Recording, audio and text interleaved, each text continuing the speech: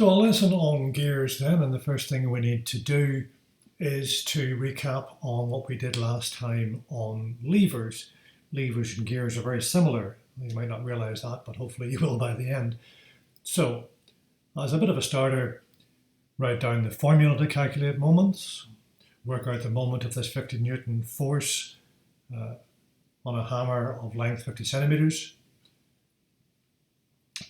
and would it be easier or harder to remove the nail if the length of the hammer was increased?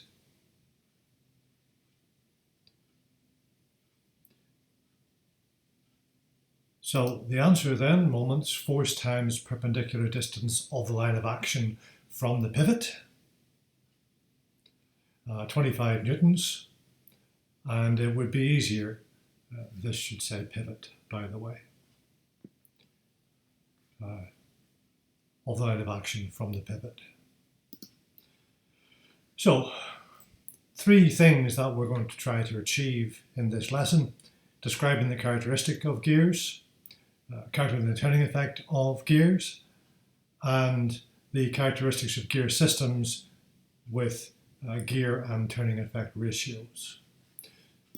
So, looking at the characteristics of gears then. Well, a gear is really just a wheel and an axle, but the wheel has got teeth on it. So you have this wheel mounted on an axle. The axle would be going through here, and the wheel turns. The turning is passed on by the teeth that are on this gear and on the gear that it is turning. And by Newton's third law, you'll recall that if this wheel or this tooth exerts a force on that tooth, then that tooth exerts an equal and opposite force on this tooth. So the forces here on this tooth and the force on this tooth will be the same. And if you've been thinking about your physics, you'll realize that you're always looking for the things that are the same in your calculations. So, what gears do? They transfer rotational forces, they transfer power from one place to another, and so in that sense they are quite similar to levers. And you find gears all over the place, in cars and motorbikes, on ordinary bikes, in toys and watches, in tools, all over the place. Now the turning effect. Here we have an example of a gear, and the gear is either supplying a force here or having a force applied to it here. Doesn't matter. But the turning effect, of course, is the force, size of the force, times the perpendicular distance of the line of action from the pivot. And the pivot, of course, is where the axle runs through. This is where the turning is happening around. So it is the size of the force times the radius of the gear. That's your turning effect for a gear formula.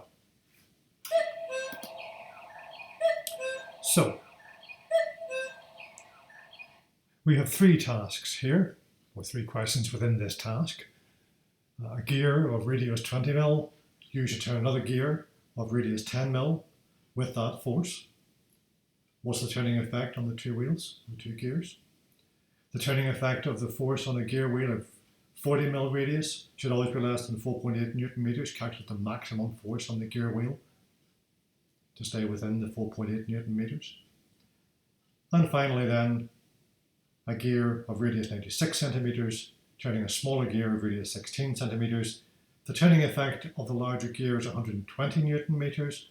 What's the resultant turning effect of the smaller gear? So, 4 calculations, possibly 5 minutes, and you have the formula at the bottom there to help you. Do them, having paused the video, and then restart to see the answers. So, with the 10 mil wheel, you've got 80 newtons times 10 mil gives you 800 Newton millimeters.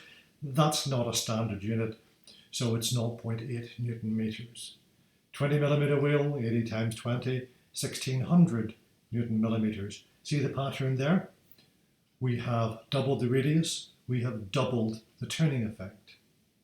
That's not a random thing. Question 2, well, you've got 4.8 Newton meters and you've got 40 mil, so we divide that by 1,000 to get it into meters, times F. So F, then rearranging that formula, we are multiplying both sides by 1,000, 4.8 times 1,000. Then we are dividing both sides by 40, 4.8 times 1,000 divided by 40 to get just F on this side. And if we evaluate that, we get 120 newtons. Notice there should always be units. Question 3 then. 120 Newton meters means that the force on the teeth of the 96 centimeter gear is 120 divided by 0.96. Again, we're doing this in meters. Our torque, our turning effect, is in Newton meters, so we convert our centimeters into meters, and we get 125 newtons. This then is the force that's acting on the smaller gear, and the turning effect is the size of the force times the radius of the gear, 125 times 0.16 again in meters to get 20 Newton meters. Hopefully that's all nice and clear. Do review that if you're not sure, so that you are sure about those calculations. Final aspect of the work then, being able to explain the characteristics of gear systems and calculate gear and turning effect ratios. So here we have two gears.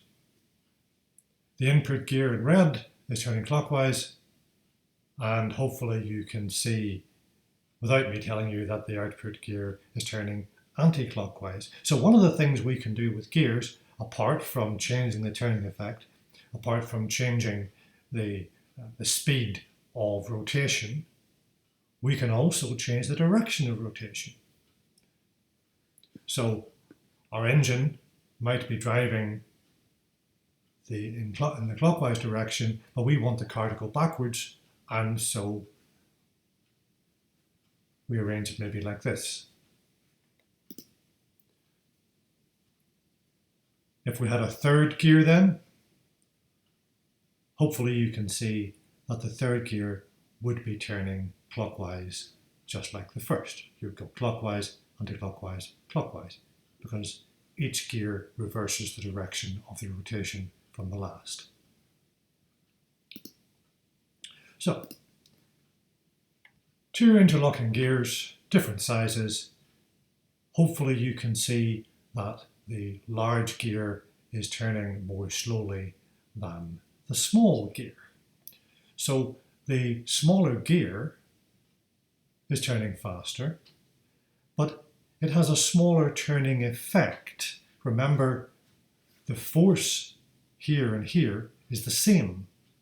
So if you've got the same force acting on each of the teeth that are touching, but this has a smaller radius, the turning effect over here of that force will be less than the turning effect of the force over here.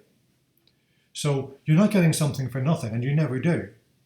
If you think about your lever, you could apply a smaller force to the lever to lift a heavy load, but in order to do that, you had to move your point of application further than you actually lifted the load.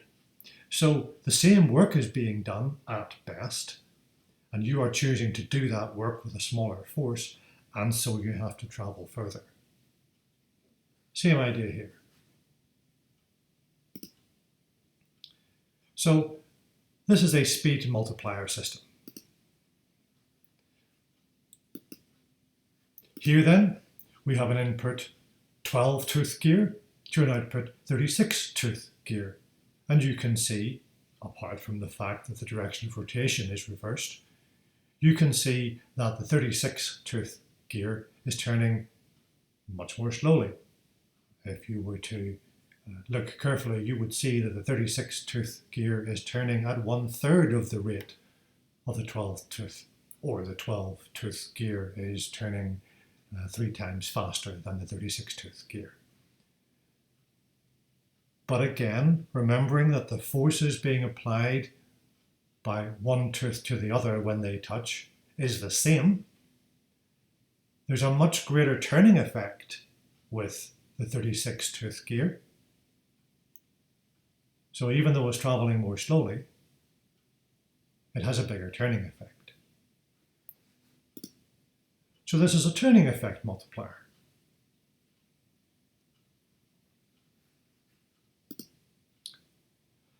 So a summary of what gears can do. They can transfer rotational power, they can change the rotational direction, they can change the output speed, they can change the turning effect.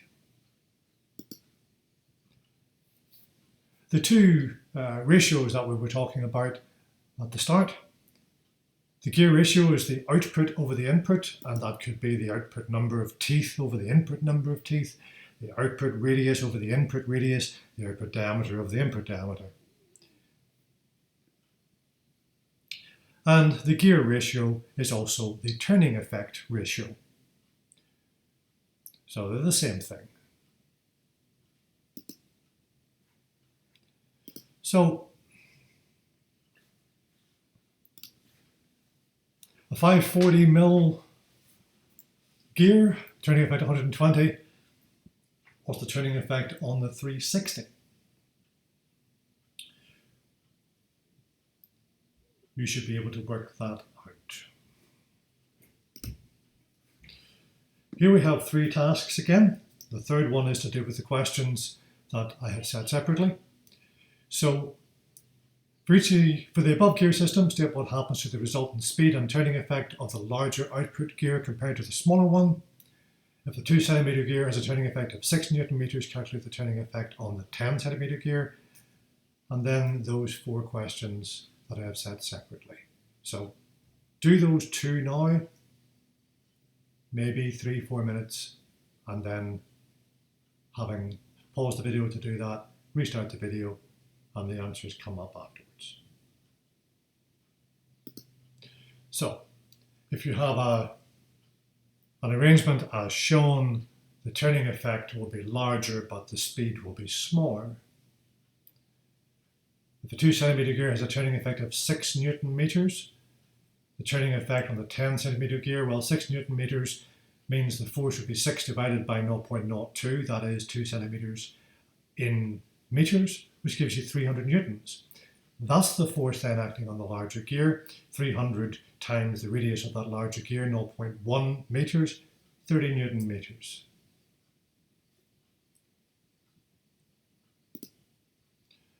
Finally then, 9 questions to check your understanding of the knowledge that we have been discussing today.